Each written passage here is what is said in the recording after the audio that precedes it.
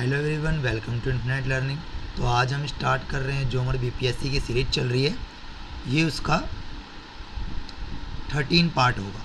ठीक है, इससे पहले हमने 12 पार्ट ऑलरेडी अपलोड हो चुका है और आप उसे पढ़ चुके होंगे। उसमें जितने भी इंपॉर्टेंट क्वेश्चन हैं आपने ज़रूर देखे होंगे पहले। तो आज जो हम करने वाले हैं उसका नेक्स्ट पार्ट है, उसमें और कुछ इंपॉर्टेंट क्वेश्चन आज हम करने वाले हैं। जैसे देखो, पहले ही क्वेश्चन हमारा है कि गोवा के मुख्यमंत्री डॉक्टर प्रमोद सावंत ने राष्ट्रीय खेलों के आगामी 37वें संस्करण के लिए मोगा नामक शुभांकर लॉन्च किया था। तो ये आता है कि जो अभी हमारा जो राष्ट्रीय खेल हुआ था वो कौन सा वाला था। एक तो याद रखना आपको, एक कौन सा वाला राष्ट्रीय खेल था, तो 37वां था। ये कहाँ पे हुआ था, तो गोवा में हुआ था। इसका जो वहाँ के मुख्यमंत्री थे डॉक्टर प्रमोद सावंत, उन्होंने इसका संस्करण किया था। और जो इसके संस्करण में शुभांकर थे ना, जो वो एक तरीके का बना होता है इस खेल में, जो इसका वो बना था, मैस्कोट बना होता है, वो जो मैस्कोट था उसका नाम क्या था, मोगा। याद रखना है आपको। और ये भी याद रखना है आपको, इसमें टॉप करा था ना, किस राज्य ने टॉप करा था, तो महाराष्ट्र ने टॉप करा था। और बिहार कौन सा नंबर पे था, तो ये 30वें नंबर पे था। क्योंकि बीपीएससी बिहार से रिलेटेड है तो बिहार के बारे में क्वेश्चन ज़रूर आते हैं। तो बिहार उसमें 30वें नंबर पे था 8 मेडल के साथ। ठीक है, तो आपको ये याद रखना है। जो ये राष्ट्रीय खेल अभी हुआ था, ये 37वां संस्करण था और ये गोवा में हुआ था। और डॉक्टर प्रमोद सावंत ने इसका संस्करण किया था। और इसके में जो शुभांकर थे वो कौन से थे, मोगा थे। मतलब इसमें जो मैस्कॉट थे वो उसका नाम क्या था, मोगा था। टॉप किसने करा था, तो महाराष्ट्र ने। और बिहार कौन सा नंबर पे था, तो 30वें नंबर पे था। ठीक है, अब थोड़ा और आगे बढ़ते हैं।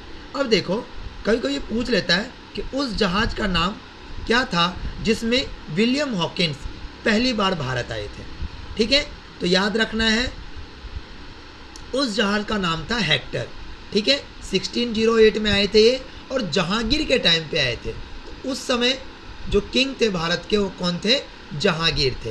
तो याद रखना है, जो पहले ब्रिटिश आए थे भारत, विलियम हॉकिंस, वो 1608 में हेक्टर नामक जहाज़ से आए थे। और ये जहांगीर उस समय के किंग थे, उनके राज्य में आए थे। और उस समय के जो ब्रिटिश थे, किंग थे, वो कौन थे, जेम्स वन। तो आपको याद रखना है, विलियम हॉकिंस जिस जहाज़ से भारत आए थे उस जहाज़ का नाम क्या था, हेक्टर। और कब आए थे, 1608 में। और उस समय का किंग कौन था भारत का, जहांगीर। और ब्रिटिश किंग कौन था समय का, जेम्स वन। ठीक है, अब क्योंकि ना ये जो है विलियम हॉकिंस थे, ये बहुत ही अच्छा तुर्की से बोलते थे और इंग्लिश भी बोलते थे, इसलिए इसको एम्परर जहांगीर ने क्या बोला था, इंग्लिश खान। एम्परर जहांगीर ने क्या बोला इनको, इंग्लिश खान। ठीक है, बहुत ही इंपॉर्टेंट क्वेश्चन है कि इंग्लिश खान की उपाधि किसको दी गई है, विलियम्स हॉकिंस को। किसने दी है, एम्परर जहांगीर ने। अब याद रखना है आपको, जो आर्टिकल 360 है ये किससे रिलेटेड है, बहुत ही इंपॉर्टेंट क्वेश्चन है। जो आर्टिकल 360 है ये किससे रिलेटेड है, तो आर्टिकल 360 आपका रिलेटेड है वित्तीय आपातकाल। वैसे भारत में कभी भी इमरजेंसी नहीं लगा है मनी पे, क्योंकि अभी तक ऐसा कोई सिचुएशन नहीं आया है। ठीक है ना, वित्तीय आपातकाल ये कभी नहीं लगा भारत में, ये आर्टिकल 360 में है ये रिलेटेड। उसके बाद जो राष्ट्रपति शासन होता है, जब किसी राज्य में कुछ भी गलत हो या कुछ हो जैसा हो जाता है, अगर वहाँ पे राष्ट्रपति शासन लगाना हो तो कौन सा आर्टिकल यूज करा जाएगा, आर्टिकल 356 का। उसके बाद आर्टिकल 352 ये किसके लिए है, नेशनल इमरजेंसी के लिए, नेशनल इमरजेंसी के लिए। ठीक है, ये आपको तीनों आर्टिकल अच्छे से याद करना है, ये आपके एग्जाम में एक न एक जरूर देखने को मिलेंगे। ठीक है, आगे बढ़ते हैं अपनी।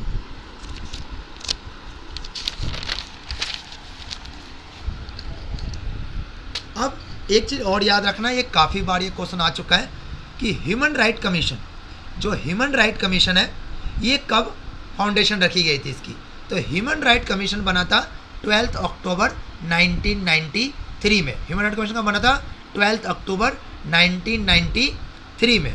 उसके बाद राष्ट्रीय महिला आयोग ये कब बना था, 1992 में। इससे पहले एक एक्ट बना था, NCW एक्ट 1990 में। उसके बाद राष्ट्रीय महिला आयोग बना 1992 में, और इसका जो पहले प्रेसिडेंट है वो है जयंती पटनायक। ये क्यों इम्पोर्टेंट है? इसीलिए क्योंकि अभी अभी इनकी मृत्यु हुई थी, तो जयंती पटनायक के बारे में को याद रखना है।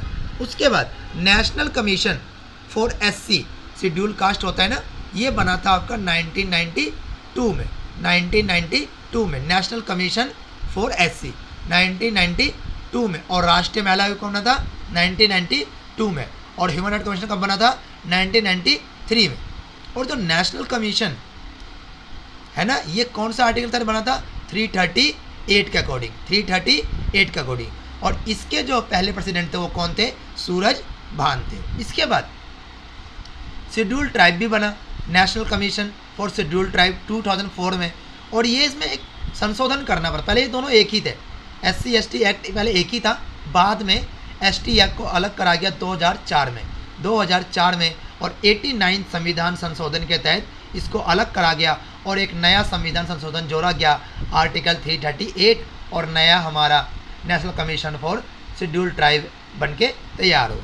अब चलते हैं थोड़ा और आगे, national commission for backward class, ये भी बना था हमारा 1993 में। 1992 में बना SC ST एक्ट, और 1993 में क्या बना? National commission for backward class. और बाद में इसको 2018 में एक संवैधानिक दर्जा दी गई, और 102 कॉन्स्टिट्यूशनल अमेंडमेंट एक्ट के तहत इसमें एक एक्ट जोड़ा गया, आर्टिकल 338B। अब ये कुछ इंपॉर्टेंट क्वेश्चन है आपके, जैसे हमारे 3 तरीके के सूची होते हैं, केंद्र सूची, राज्य सूची और समवर्ती सूची। ये तीनों के तीनों सूची किसमें इंक्लूड है? शेड्यूल 7 में आते। तीनों कहाँ आते हैं? शेड्यूल 7 में आते हैं। अब देखिए केंद्र में क्या क्या होती है, तो जो केंद्र सरकार कानून बना सकता है, रक्षा, अंतर्राष्ट्रीय संबंध, बंदरगाह, रेलवे, हाईवे, संचार, करेंसी। उसके बाद राज्य के पास क्या क्या होती है? सार्वजनिक व्यवस्थाएं, पब्लिक ऑर्डर, पुलिस हो गया, सार्वजनिक स्वास्थ्य हो गया, अस्पताल हो गया, दवाखाने हो गए, सफाई हो गया, खेती हो गई, किसानी हो गई, ठीक है ना। और समवर्ती सूची जो दोनों बना सकते हैं, राज्य और केंद्र दोनों, ये वैसे ली गई थी ऑस्ट्रेलिया से, ठीक है। समवर्ती सूची कहाँ से ली गई थी? ऑस्ट्रेलिया से। उसमें कौन, और इसको क्या क्या बना सकते हो? न्याय हो गया, शिक्षा हो गया, ट्रेड यूनियन हो गया, फॉरेस्ट हो गया जिसको वन भी बोलते हैं, ठीक है। ये सारे कुछ इंपॉर्टेंट क्वेश्चन जो आपको याद रखने हैं। अब कुछ और इम्पोर्टेंट क्वेश्चन जो हमें याद रखने पड़ेंगे हमारे आने वाले एग्जाम के लिए, जैसे ये बताएंगे आप लोग, आपने बहुत सा वर्ल्ड वॉर तो सुना होगा, लेकिन एक ऐसा वॉर भी हुआ था जो 7 सालों तक चला था, 7 ईयर्स वॉर। ये हुआ था 1756 से 1763 तक, और ये किन के बीच हुआ था? इंग्लैंड एंड फ्रांस के बीच हुआ था, ठीक है। उसके बाद इसमें इंग्लैंड जीत गया और फ्रांस हार गया, और एक संधि हुई थी टेरिटरी ऑफ पेरिस 1763 में, ठीक है। आपको याद रखना, बहुत इंपॉर्टेंट क्वेश्चन है। अब पटना में गोल घर है, आप लोग जो बिहार से होंगे पटना में ज़रूर गए होंगे। पटना में गोल घर है, ठीक है। ये वॉरेन हेस्टिंग के टाइम पे बना था ये, और ये स्टार्ट हुआ था 1784 में, लेकिन बन के तैयार हुआ था 1786 में, ठीक है, जुलाई में। और इसमें कितनी क्षमता है अनाज रखने की? तो इसमें क्षमता है 1,40,000 टन अनाज इसमें रख सकते हैं। अब जो भारत सबसे पहले आए थे हमारे भारत में, सबसे पहले कौन आए थे भारत में? पुर्तगीज, उसके बाद डच जिनको हम लोग नीदरलैंड या हॉलैंड भी कहते हैं, फिर आए इंग्लिश, फिर आए डेनिश या डेनमार्क, फिर आए फ्रेंच 1668 में, और बाद में फ्रांसीसियों ने अपने भारतीय क्षेत्रों को भारत को सौंप दिया था 1950 क्षेत्र जिसमें उनका कब्जा था ना, उनको सौंप दिया भारत को 1954 में, ठीक है। चलो अब कुछ और इम्पोर्टेंट क्वेश्चन करते हैं, जैसे भारत राज्यों का संघ है, आपने सुना होगा भारत राज्यों का संघ है। ये चीज़ हमने कहाँ से लिया था? ये हमने लिया था कनाडा से। ये हमने कहाँ से लिया था? कनाडा से लिया था। उसके बाद जो फंडामेंटल राइट्स है ये हमने कहाँ से लिया था? USA से। और जो डायरेक्टिव प्रिंसिपल है बहुत इंपॉर्टेंट है, directive principle of state policy, ये हमने कहाँ से लिया था? आयरलैंड से। अभी अभी भारत में ना 2025 मैड्रिड अंतर्राष्ट्रीय पुस्तक मेला हुआ था। ये कहाँ हुआ था? मैड्रिड समझ के आप बाहर मत समझिएगा, ये भारत में ही हुआ था, ठीक है। अब कुछ पार्टियां हैं जिसका गठन हुआ था, कब फाउंडेशन रखी गई थी इसकी, ये बहुत ही इंपॉर्टेंट है। बिहार से हैं तो ये आपने पार्टी का नाम जरूर सुना होगा।